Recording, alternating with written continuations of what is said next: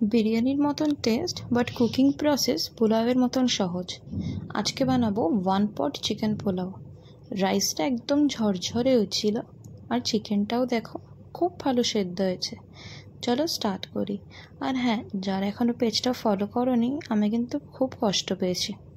প্রথমেই কড়াই গরম করে সাদা তেল বা ঘিও ইউজ করতে পারো। তেলটা গরম হয়ে গেলে মৌরি, যেটা একদম ডিফারেন্ট ফ্লেভার দেবে, তার সাথে গোটা জিরে, দালচিনি, কালো গোলমরিচ, লবঙ্গ, ছোটো এলাচ দিয়ে দেবো। একটু নাড়াচাড়া করে দিয়ে দেবো একটা স্লাইসড পেঁয়াজ। এটাকে এখন ভালো করে ব্রাউন হতে দেব। তারপর চিকেন দিয়ে দেব। আমি মোস্টলি লেগ পিস ইউজ করেছি, বাট যে কোনো পিস ইউজ করতে পারো।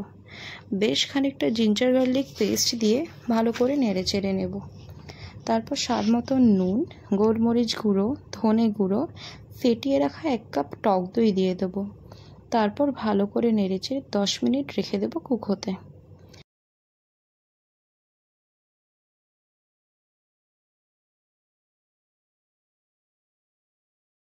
একটা বাটিতে দুধ আর কেশর ফ্লেভারের জন্য আগে থেকেই মিশিয়ে সাইড করে রাখলাম, চাইলে স্কিপ করতে পারো।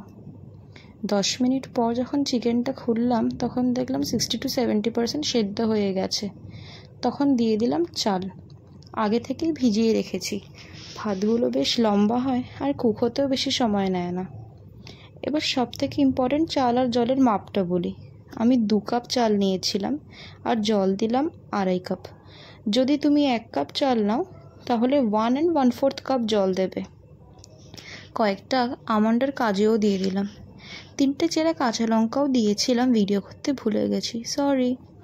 এবার কেশর ভেজানো দুধটাও দিয়ে দেব। তারপর কেওড়া জল, ঘি আর নুন দিয়ে দিলাম। লাস্টবারের মতন হালকা হাতে সব কিছু একসাথে মিশিয়ে নেব। তারপর 15 মিনিটের জন্য লো ফ্লেমে আর এক্সট্রা 5 মিনিট গ্যাস বন্ধ করে ঢেকে রাখবো।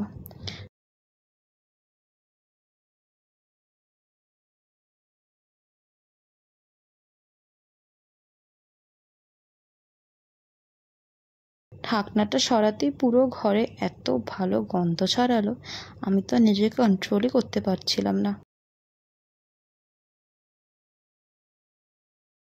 এই পোলাওয়ের রেসিপিটা অত্যন্ত হেলদি অ্যান্ড বানানো কতটা সিম্পল সেটা তো দেখলেই। কামিং সানডে এটা বানিয়ে দেখো আর জানিও কেমন হয়েছে।